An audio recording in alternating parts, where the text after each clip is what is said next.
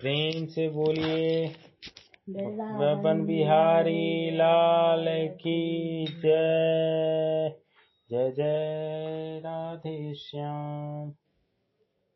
ओम श्री परमात्मने नमः। अथ तृतीयोऽध्यायः, तीसरा अध्याय। अर्जुन बोले, हे जनार्दन, अगर आप कर्म से बुद्धि ज्ञान को श्रेष्ठ मानते हैं तो फिर हे केशव, मुझे घोर कर्म में क्यों लगाते हैं? आप अपने मिले हुए से वचनों से मेरी बुद्धि को मोहित सी कर रहे हैं। अतः आप निश्चय करके उस एक बात को कहिए जिससे मैं कल्याण को प्राप्त हो जाऊं। अर्जुन का कि कर्म से बुद्धि और ज्ञान को आप श्रेष्ठ मानते हैं तो हमको कर्म में क्यों लगा रहे हैं? बुद्धि और ज्ञान में लगाइए। श्री भगवान बोले, हे निष्पाप अर्जुन, इस मनुष्य लोक में दो प्रकार से होने वाली निष्ठा मेरे द्वारा पहले कही गई है। उन ज्ञानियों की निष्ठा ज्ञान योग से और योगियों की निष्ठा कर्म योग से होती है। कर्म योग और ज्ञान योग दोनों लौकिक निष्ठाएं होने से समकक्ष है, कर्म योग भी और ज्ञान योग भी। अतः दोनों का एक ही फल है। यद्यपि कर्म योग में क्रिया की और सांख्य योग में विवेक की मुख्यता है, तथापि फल दोनों एक ही है। यहाँ भक्ति योग निष्ठा की बात नहीं कही गई है। इससे सिद्ध हुआ कि कर्म योग और ज्ञान योग ये दो ही साधन मान्य हैं।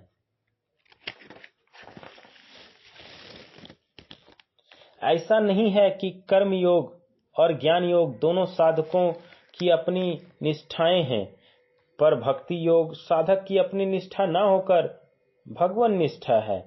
भक्ति योग में साधक भगवान पर निर्भर रहता है। कर्म योग और ज्ञान योग दोनों लौकिक निष्ठाएं हैं। कर्म योग में जगत की और ज्ञान योग में जीव की मुख्यता है। जगत और जीव दोनों लौकिक हैं। द्विविमो पुरुषो लोके क्षर साक्षतर वो एव च। क्योंकि जगत जड़ और जीव चेतन ये दोनों विभाग हमारे जानने में आते हैं, पर भगवान जानने में नहीं आते। भगवान मानने के विषय हैं, जानने के नहीं। परंतु भक्ति योग अलौकिक निष्ठा है, क्योंकि इसमें भगवान की मुख्यता है, जो जगत और जीव दोनों से उत्तम है। उत्तम पुरुषत्व वन्य परमात्मने दहत।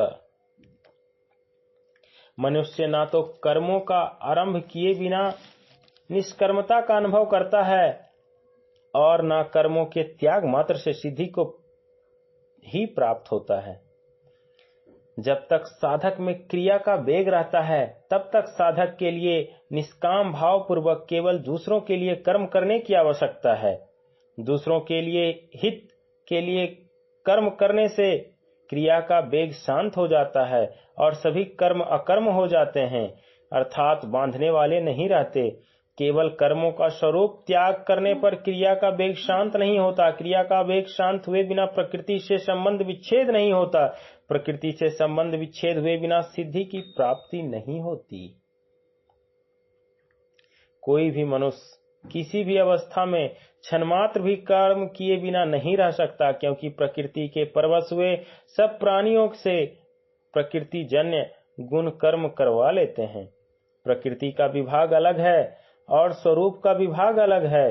क्रिया मात्र प्रकृति विभाग में है, स्वरूप अक्रिय है। प्रकृति में श्रम है और स्वरूप में विश्राम है।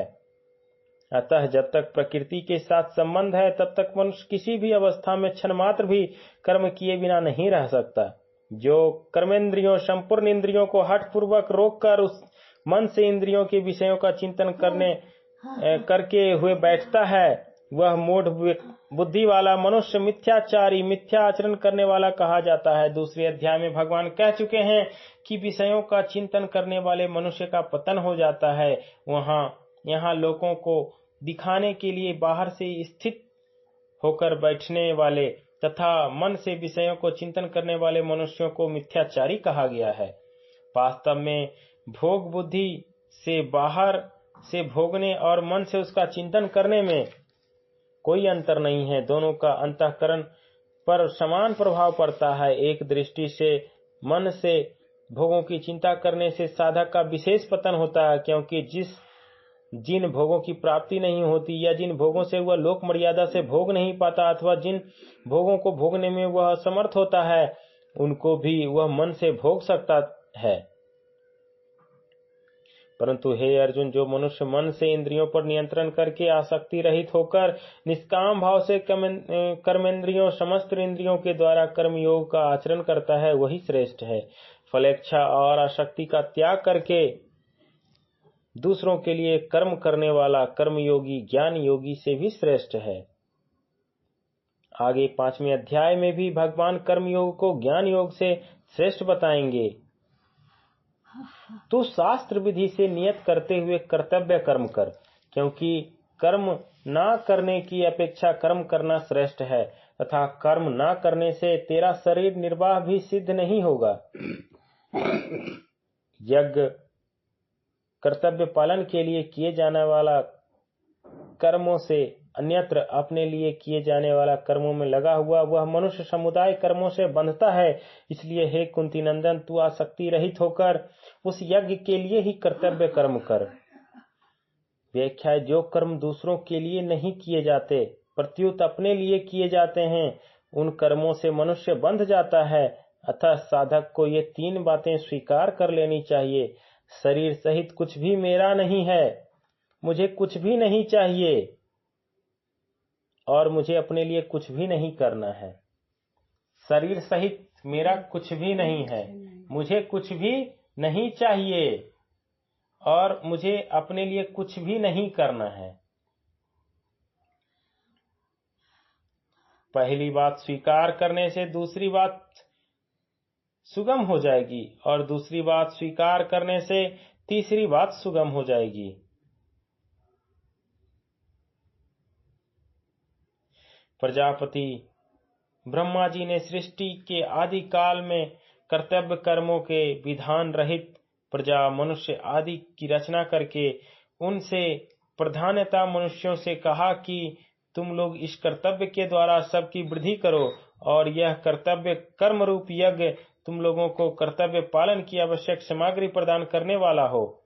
इस अपने कर्तव्य कर्म के अनुसार तुम लोग देवताओं को उन्नत करो और वो देवता लोग अपने कर्तव्य के द्वारा तुम लोगों को उन्नत करें। इस प्रकार एक दूसरे को उन्नत करते हुए तुम लोग परम कल्याण को प्राप्त हो जाओगे। प्रेम से बोलिए श्री वृंदावन बिहारी लाल की जय। जगतपति विष्णु की जय। श्री हनुमान जी की जय। जय जय सीताराम।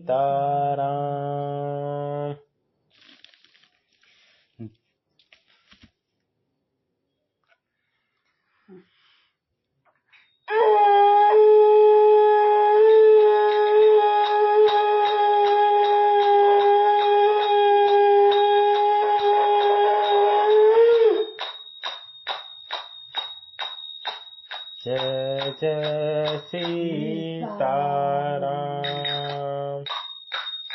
जय सीताराम सीताराम सीताराम जय सीताराम। जय सीताराम सीताराम सीताराम जय सीताराम। जय सीताराम सीताराम सीताराम जय सीताराम। जय सीताराम सीताराम सीताराम जय सीता। जय जय सिया राम जय जय हनुमान। जय सिया राम जय जय हनुमान।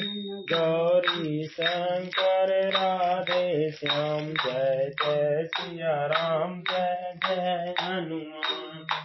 गौरी शंकर राधे श्याम जय जय सिया राम जय जय हनुमान कच्चा बाबा सीताराम श्री परमहंस जी बाबा सीताराम श्री दरबारी बाबा सीताराम श्री विद्यार्थी बाबू सीताराम श्री राजकुमार जी बाबा सीताराम श्री दरबारी बाबा सीताराम जय सरबजीत जी बाबा सीताराम जय जय सिया राम जय जय हनुमान गौरी शंकर राधे श्याम।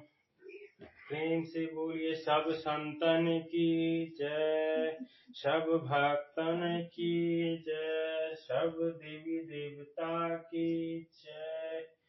जय जय सीताराम।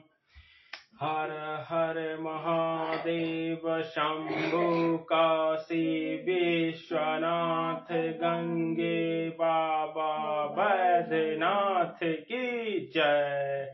रहे न संकट रहे न भय, सदा रहो निर्भय निर्भय निर्भय।